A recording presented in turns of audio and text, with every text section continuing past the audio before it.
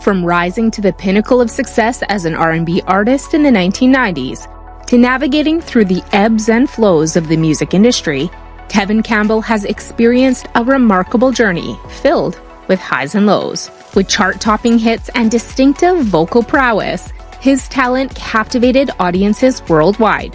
However, as the years passed, his career encountered challenges that led to a temporary hiatus from the limelight. In this video, we'll be giving you a closer look at the life and career of Tevin Campbell, exploring how it all began and where he is today. Tevin Campbell was born on November 12, 1976, in Waxahachie, Texas. The second of 3 children, he and his 2 siblings were raised in a devout Baptist household by their mother, Rhonda Bird.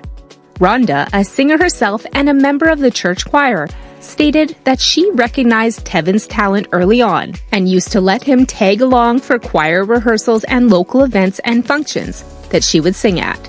In no time, young Tevin joined the choir, and by the time he was 10, he was already singing solos. His talent was undeniable, and after years of singing in the choir, he was discovered thanks to a family friend. When Tevin was 12, a friend of his mother's set up a phone audition with a popular jazz flutist, Bobby Humphrey. Bobby was so impressed by what she heard that she invited Tevin out to New York City for a live performance, which was videotaped. The tape was sent to various record label insiders, including the legendary record executive Benny Medina, who was the VP GM of Warner Brothers' Urban Music Division at the time. And just like Bobby, Benny was also impressed by Tevin's talent. So much so that he flew out to Texas to meet with Tevin and subsequently became his manager. Soon after, the Campbell family relocated to Encino, Los Angeles, so that Tevin could begin his career. While he schooled in the Sherman Oaks neighborhood, Benny Medina was out looking for a suitable recording deal for him. After meeting with Quincy Jones, Benny convinced the producer to sign Tevin to his record label, Qwest. The deal was finalized in 1988, and almost immediately, Tevin began working on his debut project. After being signed to Qwest, Tevin made his recording debut in 1989 when he was featured on Quincy Jones' single, Tomorrow, A Better You, Better Me. The song was incredibly successful, and it peaked at #1 on the Billboard Hot R&B hip-hop singles chart. The success of the single opened Tevin up to a new level of fame, so much so that the big shot producers like Narada Michael Walden and Kenneth Babyface Edmonds presented him with collaboration opportunities. In 1990, Tevin's first solo project, a track titled Round and Round, was released, and it charted at #3 on the R&B chart. The track was produced by none other than Mr. Purple Rain himself, Prince, and was even featured in his film, Graffiti Bridge. The song earned Tevin his first Grammy nomination for Best Male R&B Vocal Performance, and though he didn't win, he was now in the national spotlight. Around that time, Tevin was also presented with several acting opportunities. He made an appearance on an episode of The Fresh Prince of Bel-Air, where he played the role of Little T, a teen idol who was Ashley's crush and date. But when he released his debut album in 1991, Tevin's career was taken to new heights of fame. The album, titled Tevin, featured several high-charting tracks like Alone With You, Goodbye, and Tell Me What You Want Me to Do, which became a #1 R&B hit. The album became platinum certified, earning Tevin a second Grammy nomination for Best Male R&B Vocal Performance. Again, he didn't win the award, but contributed to another Grammy Award-winning album, A Very Special Christmas 2, produced by Mervyn Warren. Although his projects didn't win any Grammy Awards, many people dubbed Tevin the next king of pop, predicting that his career could end Michael Jackson's era. At the time, that was the biggest compliment possible, and to think that a young boy his age would be getting that kind of recognition was crazy. However, that was only the beginning. In 1993, Tevin released his second album, titled I'm Ready. The album was produced by Quincy Jones and Benny Medina, and it became his best-selling album to date. When the album was released, Tevin had already turned 16, and according to him, I'm Ready was a testament to his growth as an artist. Indeed, the album had a more mature vibe than his debut album, and it featured several tracks which he called grown folks music. The album featured hit songs such as I'm Ready, which reached the top 10 on the Billboard Hot 100, along with Always in My Heart and Don't Say Goodbye Girl. One of the decade's biggest songs, Can We Talk, was also featured on the album. Interestingly, this iconic track, which spent 26 weeks on the Billboard charts, was originally intended for Usher Raymond, another rising R&B star of that time. However, due to a disagreement between producer L.A. Reid and the song's writer Babyface, the hit track ultimately found its way to Tevin Campbell. This unexpected turn of events contributed to the album's impressive achievement of double platinum status in the US and gold status in various other countries.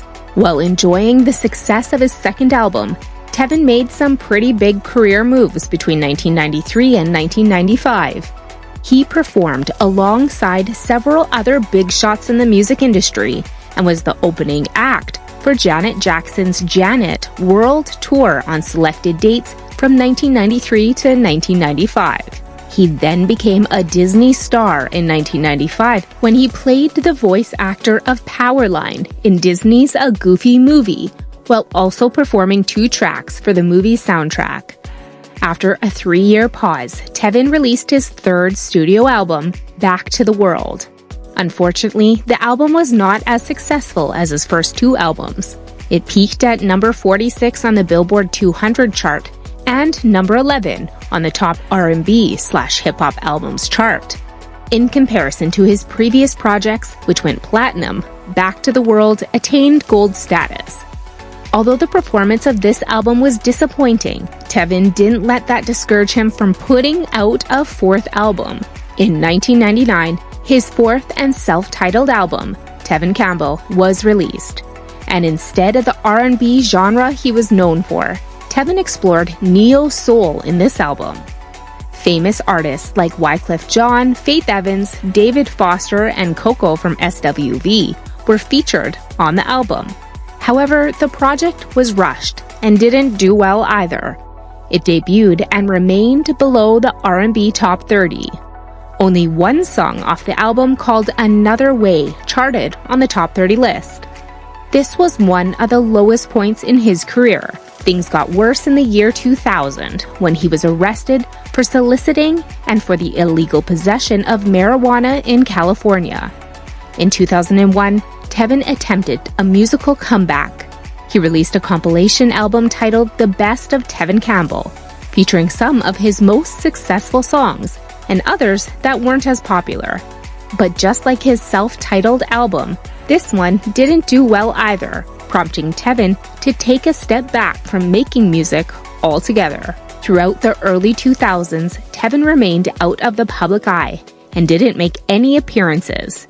In 2005, however, he appeared as the character Seaweed in the Broadway musical Hairspray, which he performed until 2011, while also making music during that time. In 2008, he released an album titled 2008, Never Before Heard, as a marketing test. The project was made available online only. It was deleted after 6 months. Since the beginning of his career, there were speculations about Tevin's sexuality. He was never known to be in any public relationships, and for someone who literally grew up in the public eye, it seemed an oddity. Also, there were subtle hints that Tevin was part of the LGBTQ community, but nobody could say for sure if it was true. And naturally, the mystery made more people curious about his love life. Although the questions were being asked, Tevin never indulged them and would say little to nothing about his personal life. The questions kept coming though, especially when rumors surfaced that Quincy Jones assaulted him as a minor. Tevin, however, cleared things up quickly, vehemently denying these accusations. The subject of Tevin's sexuality died for a while, but it resurfaced in 2019 when he added a rainbow flag emoji to his Twitter bio. Later in March 2022, he made a comment on Twitter that read, Tevin is with a rainbow flag and a chill emoji. Of course, the internet went crazy and the tweet was quickly deleted. Finally, in August of 2022, Tevin came out as gay on an episode of the podcast People Every Day. In the interview, without mincing words, he talked about his sexuality, saying, "I didn't hide anything about me. I didn't try to act a certain way or anything. You just couldn't be gay back then. When I came out to my family and friends at about 19 or 20, that was it for me. And then I went on the road of discovering myself. I didn't know who I was." On the podcast, he also talked about how his time on Broadway and the Oprah Winfrey Network, where he joined the cast of the show Queen Sugar in 2019, exposed him to the LGBTQ community and how nice it felt to be in a work environment where you're not actively trying to hide something that could potentially damage your career. He also talked about how he's finally in a place where he can lead his everyday life with his partner and not care about what anyone else thinks. 1 month after that podcast premiered, during one of the sets of his Las Vegas residency shows, Usher Raymond began to sing the song he missed out on, and Tevin's biggest hit, Can We Talk? Moments later, Tevin appeared on stage and took over the vocals, looking and sounding like he'd stepped right out of 1993. These days, Tevin can be seen on the R&B Music Experience Tour alongside other legends of the 1990s.